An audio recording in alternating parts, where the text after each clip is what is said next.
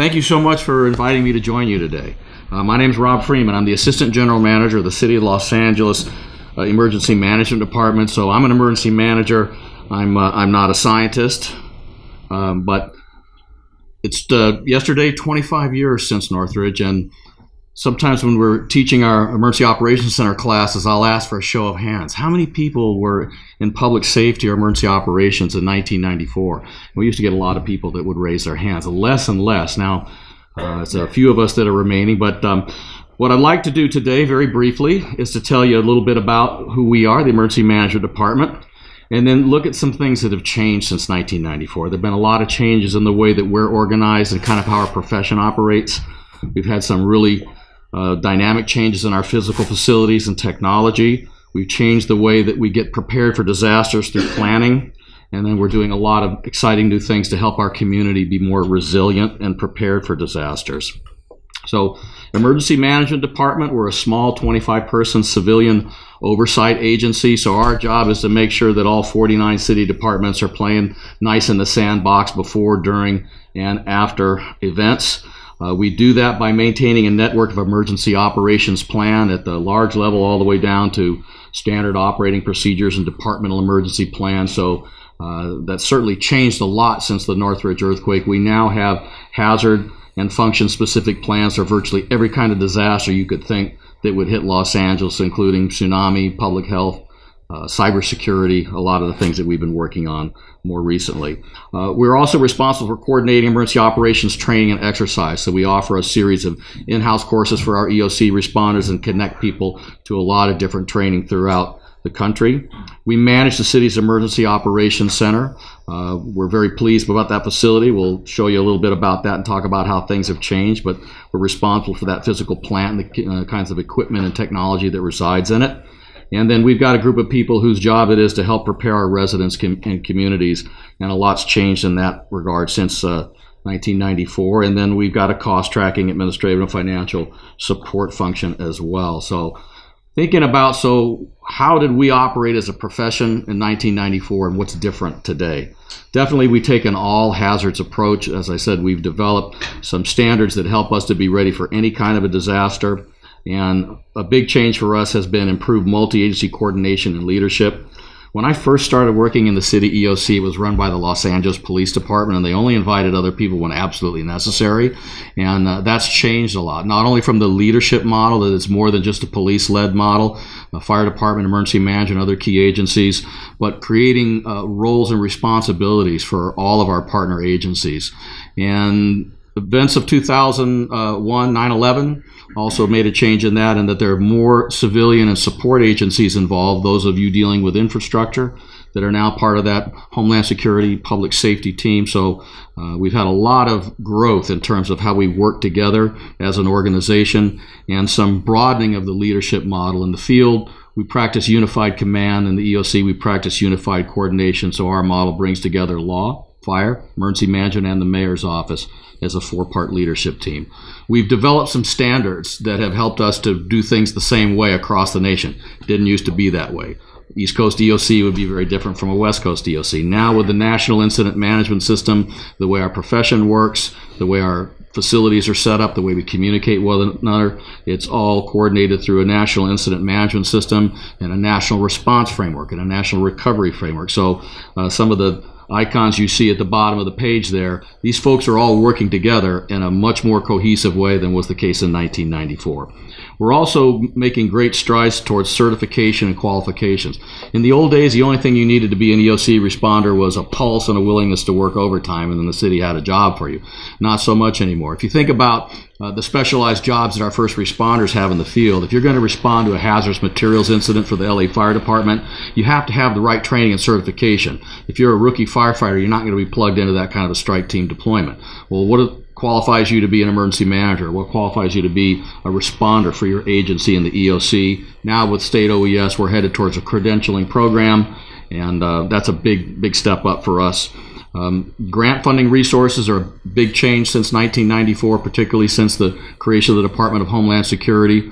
We've been involved with this Urban Area Security Initiative grant project program, and have had hundreds of millions of dollars that have come to the city of Los Angeles. And our larger region over the last, since 2001 for those kinds of programs.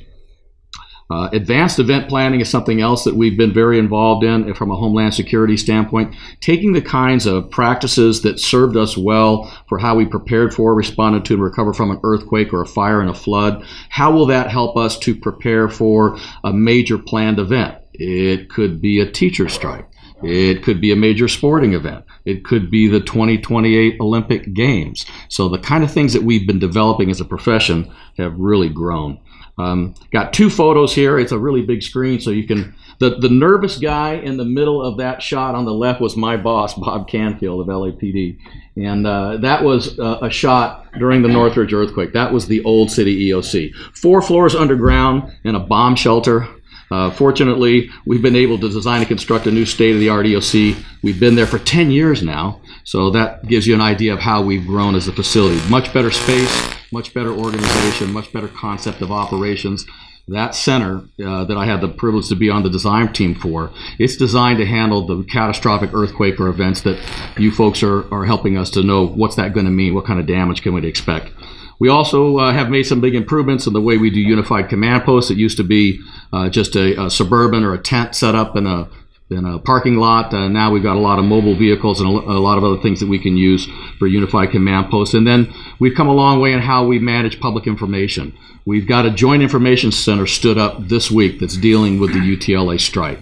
So that's a common part of our EOC and our department centers now. With many departments, LAPD, LA Fire Department, having department operations centers are working together in a joint information center environment. Certainly a lot of changes in technology. In '94, in the Northridge earthquake, I was working with the city clerk's office. That was my first event. I ended up being involved in recovery because one of our facilities was damaged. I had to write the disaster survey report, and that kind of got me into the field. And I remember the phone I used to have, and it kind of looked like this one here. And boy, has a lot changed. That's actually something that we're really concerned about in our profession, how dependent and reliant we are on technology. How would we handle the first hours or days of an event where there's no internet service, no cellular telephone service? Do we actually have the kind of contingency planning that would allow us to go back to an analog or paper and pen world? And it's important to do that. There was an internet in '94. I don't think I knew about it, but definitely a lot's changed there. Some of these things that we're talking about here, including Shake Alert, you can find out about that through our ReadyLA.org website. We're very much involved in social media. That's the way things work. The news cycle is within minutes, not hours. You can't just tell folks there's going to be a press conference 5 hours from now. They'll want to know what's happening right away. We're working with the Homeland Security Advisory Council on a mapping GIS application called SALA. So this is a recent development. So now residents that were affected by fires or weather events, they can go onto the city's website and see an interactive map and literally type in what your address is, and it'll tell you, do I have to evacuate or not? And then we come a long way in terms of our mass notification. The only thing we really had back in Northridge was the Sheriff's Office emergency alert system that would go on the bottom of the TV screen. Now we have the Notify LA system. So if you'd like to register, you'll get alerts for all kinds of things that are happening. Very effective in the last fires and weather events that we've had. And then Marissa's covered Shake Alert. So in terms of kind of the way that we approach planning and preparedness, we got a citywide emergency operations plan, talked about some of the annexes and appendices. The mayor put an executive directive out many years ago that says every department has to have its own internal plan and a continuity of operations plan. It covers such basic things as how would you communicate with your employees if an event happened and those systems were compromised? Do people know where to go? Does your boss know where to go? Do elected officials know where to go? How would you keep doing things if the facilities or technology or other tools that you count on are not available to you? So those kind of plans make sure that we've got a very resilient group of city departments, and that's part of the Resilient LA Plan. We're responsible for making sure that 49 departments not only are up to speed individually, but they work together well. We work with the personnel department on the disaster service worker program. So even if you don't have an emergency response or support job before the disaster, guess what? We'll find you and we'll find something that you're going to be able to help us out with. And the Resilient LA Plan and program, it's that disaster preparedness and recovery goal. That's really what we do. And in the home stretch here, so community planning and preparedness. In '94, We had the LAFD Community Emergency Response Team program, a really good program, light rescue, light medical work at a neighborhood basis so that people can take first response roles if police and fire are not able to assist you.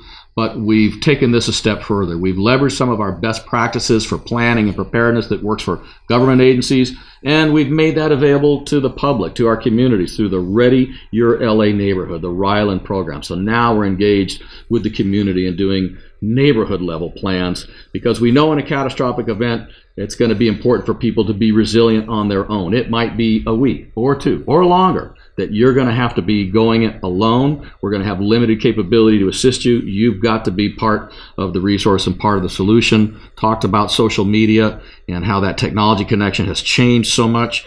And we are even leveraging partnerships with the business community, both not-for-profit and for-profit. Part of our EOC now is designated as a business operations center.